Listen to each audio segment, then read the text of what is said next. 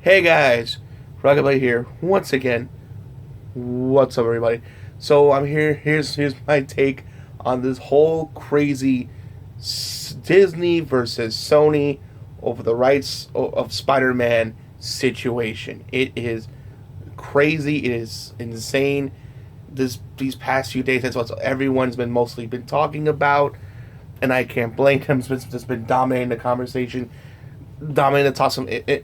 You can't skip it. Facebook, Twitter, everyone is talking about this. It's, excuse me, just insane, just downright insane. But it's, people blaming Disney, people blaming Sony, and ultimately, in my opinion, I blame more Sony than Disney. I'm not saying Disney's completely innocent, but to put it all on Disney, like what John Kappa and others are doing, simply because they don't like Marvel and they're more of a DC fan, even though I'm a fan of both, and I think all that matters is as long as both succeed, we both win as fans. But there's always that divide. But whatever. I completely disagree with John Kappa, and I also disagree with the fact that he feels that Sony can do well with Spider-Man without Disney. Let me say this, especially because he points to Into the Spider-Verse. Let me say this: Into the Spider-Verse was an amazing film, no questions about it. It means not only the best Spider-Man movie to date, it being one of the best Spider-Man movies to date, one of the best animated features of all time, like amongst my top 5 favorite origin films of all time, and it won an Oscar. So it deserves the love and respect it's getting. I'm not denying that, like, at all. But I let's be frank here. This is more of a lightning in the bottle situation. It came out at the perfect time, at the height of Civil War. Spider-Man being in Civil War and Homecoming, the timing was perfect. You know what I'm saying? In fact, I think after Homecoming, I believe they marketed as an end credit scene to market the film. So that also helped to go see it. So it was perfect timing, without a doubt. Another thing, despite it being the best, it was the lowest grossing Spider-Man movie of all time. Very low grossing. And I know, and I know people are gonna say, "Well, it's Spider-Man," but still, it's Spider-Man. That should be enough, but it wasn't. It wasn't enough. You know what I mean? And I understand why, because last time Sony had their hands on it was Amazing Spider-Man 2. Don't get me wrong. I loved. Don't get me wrong. Let me just say this. I liked the first Amazing Spider-Man movie. I thought it was a good start to the series. I like Andrew Garfield. I loved the villain with the lizard. I love Gwen Stacy. Had one of my favorite Stan Lee cameos. One of my favorite Stan Lee cameos at the time until Deadpool, the first Deadpool, took the mantle. But just overall, I feel that people didn't go see it because what happened with Amazing Spider-Man 2. Why as much people didn't see Into the Spider-Verse, even though people should have seen it. New team, it was a whole different team and involved in that, and that were involved in that, and not Amazing Spider-Man 2. But it didn't. It was like rushed. It didn't feel too well. So yes, don't get me wrong. The best Spider-Man movies, the first one and second one. Though I disagree with people saying the first one hasn't aged well. It aged fine. She has certain things. Maybe effects wise, I admit, it hasn't aged well. But in terms of writing and storytelling and action, it was pretty great. No doubt about it. It definitely kicked off the comic book boom. I mean, X-Men did help a bit. Now looking back, I would say not at all, but yeah, it did help. It did help. It was like it gave an assist, but really, Spider-Man was really the one that really pushed comic book movies into the mainstream. If you want my personal opinion, but and of course, Spider-Man 2, oof, like I said, was my favorite movie 2 years still until Spider-Verse happened. But Far Away From Home was at least my third favorite. And not only that, I think my third favorite of the Spider-Man movies, also, like, to me, in my opinion, has the second best villain of all time. My first being Dr. Octopus, second being Mysterio. He was phenomenal in that movie. So Sony Spider-Man made Disney made Spider-Man relevant again, to the point that Far Away From Home made $1.1 billion in the box office. Deservingly so, because that movie was great. It was great. You cannot deny the numbers. But here's the deal. So, what was it? So Spider-Man won. So not Spider-Man, but Disney wanted a 50-50 deal. Which, okay, first of all, when is 50-50 ever bad? People are acting like Disney went to Sony and is like, yeah, not the doors, like, yeah, we want a 90-10 cut. Yeah, we take most of it. You get like pennies. Yeah, I think we just want that. I don't see why is that a problem, considering based on sources I've heard that Disney was financed. Kevin Feige produced produced both Spider-Man solo movies for Sony, and Disney fully financed both standalone Spider-Man films. And not only that, do you know how much Disney got in terms of box office revenue? Only 5%.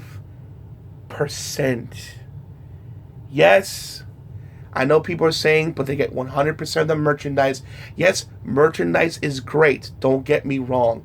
But the main money, most of the big bucks, comes from where? The box office. Especially considering that China is now in the market now. And it's also helping the movie business gain even more money. So, to sit here and say, oh, merchandise is enough, that's BS. The main money's at the box office.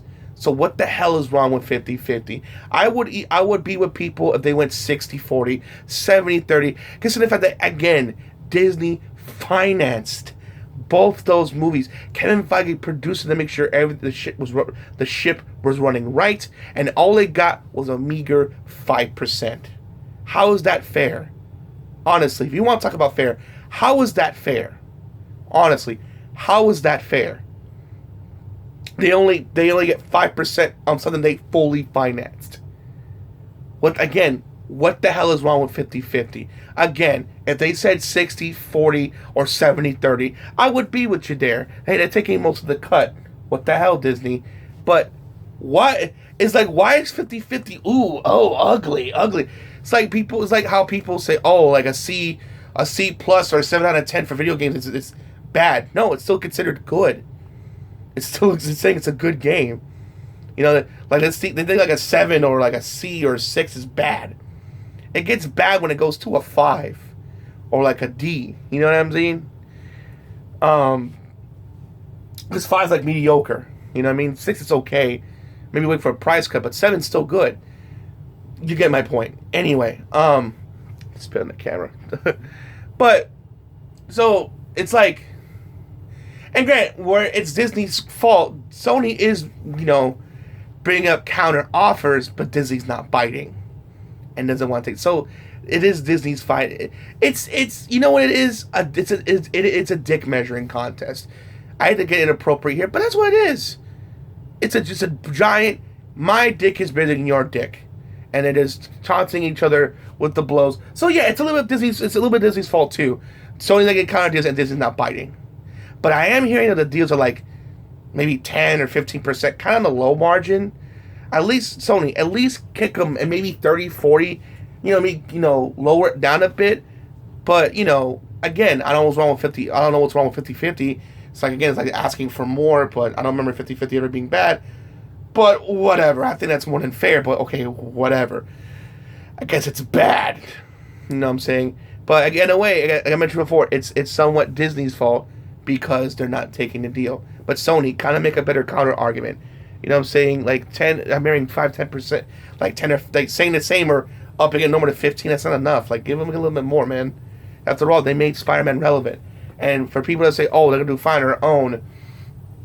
Again, look what they did with Amazing Spider-Man 2 and Spider-Man 3. Even though I like it, there's people that don't, and I understand. You know what I'm saying? I like Sandman's character, but I admit Venom's was rushed. And Venom, though it did well in the box office, and I'm amongst the people that enjoyed it, there are people that despise this movie. Like actually, believe it or not, Walter from Channel Awesome. I don't watch Channel Awesome, but me and Walter are friends on Facebook. Well, he made me his top fan and stuff. That's pretty cool. He didn't like it. He didn't like it at all. In fact, when someone suggested that he can't wait that Tom Holland meets that Venom's universe, he got upset. He's not saying he's not cool with that idea. So not everyone's with it. So critically, yeah, even though I made money, critically it's down the middle. Like, I know people that either love it or hate it. It's one of the two. There's no in the middle that I've seen so far. So there's that with Venom. That's Amazing Spider-Man 3 was eh. You know what I'm saying? Was eh. I think I enjoyed it, but people didn't like it for understandable reasons. Amazing Spider-Man 2. I mean, it made a good amount of money, but it's like, yikes. But, you know what I mean? Like, and again, and there's another factor. I hate to, toss this in here, but Sony has failed to launch, like, based on the ones I know, there's probably more, 3 different franchises. Dark Tower should have been such an easy, like, thing. It's a Stephen King book that based on a popular book series that he's done, and they got Idris Elba and Matthew McConaughey as the hero and villain. Like, they should have just killed that movie, and at best it was an average generic action movie.